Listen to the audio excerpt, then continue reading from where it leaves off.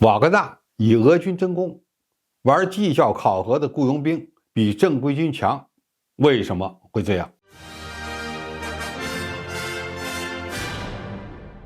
观众朋友，大家好，我是付天少。在人类战争史上，兵力的组成有正规军、雇佣军和民间武装组织等等。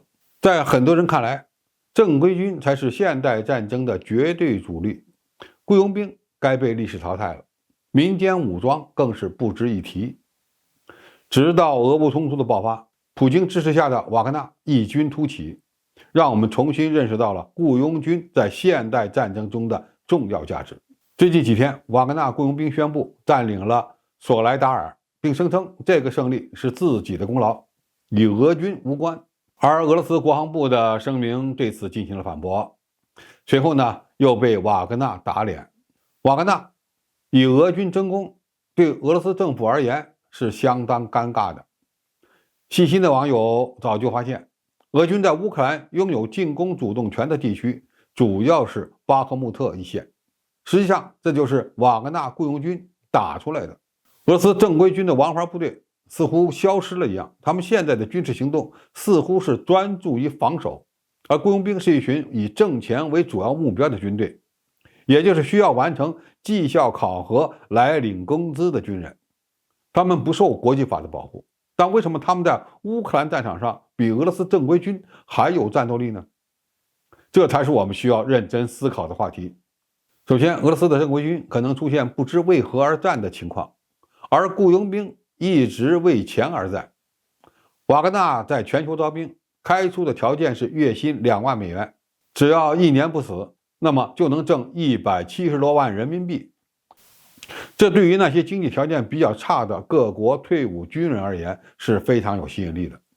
瓦格纳连死囚犯都要，美国人也行，来源不是问题。当战争对这些人变成一场挣钱的游戏时，俄罗斯政府愿意买单，这个利益链条就是完整的。而且呢，他们是有积极性的。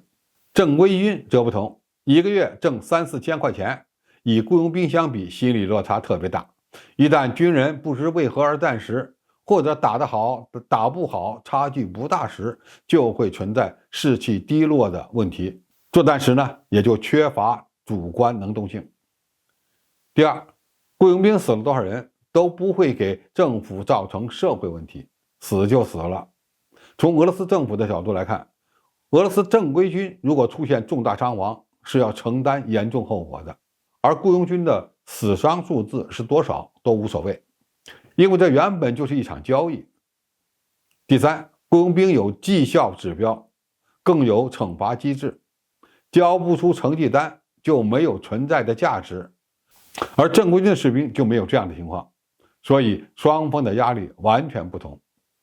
雇佣军要想拿到钱，就得把仗打好了，证明自己还有用，所以他们本身就有义务证明自己厉害。瓦格纳每击毙一个对手，每击毁1辆坦克，每打下1架飞机，都有巨额奖金。这是一支玩绩效考核的军队，而俄罗斯的正规军更像是吃大锅饭的集体企业，打得好拿个奖状，打不好就得死。这对普通士兵来说，活着才是最重要的。第四，雇佣兵喜欢战争，正规军希望和平，更适合保家卫国。双方几乎是对立的关系，当然也就很难进行配合。雇佣兵更希望俄乌冲突一直打下去，这样老板才能发钱。瓦格纳通过巴赫穆特向俄罗斯人证明了自己的价值，他们一直在怼俄罗斯正规军，双方就不可能进行有效的配合。俄军作战时经常会强调要重视军人的生命健康，但对瓦格纳集团来说，他更强调的是消灭敌人，所以俄罗斯正规军里的合同兵更适合保家卫国的战争。该懂的都懂。第五，俄罗斯军队缺少政委的问题暴露无遗。为了保持军队的士气，就得让军人明白为何而战。俄正规军没有瓦格纳表现得好，充分证明缺少政委还真不行。俄罗斯军队与苏军在这方面的差距是非常大的。乌克兰战场给了我们一个重要思考：雇佣兵是不是一个大国必须有的？许多国家甚至军事大国都不排斥雇佣兵，甚至把他们当作主力来使用，比如法国和英国。因为有些作战任务或安保行动并不适合正规军参加，但是如果一场大规模的战争中，雇佣兵比正规军打得还要好，那么就充分证明了这个国家的正规军出现了严重的问题，特别是思想教育问题。如果军队的主观能动性和积极性出现问题，仗就不好打了。这恐怕是普京未来不得不面对的一大难题。因为俄军不可能完全依赖瓦格纳雇佣兵和车臣这样的地方军阀去打赢乌克兰军队，最终的胜利还得靠装备精良、作战积极性高且战略战术得当的正规军。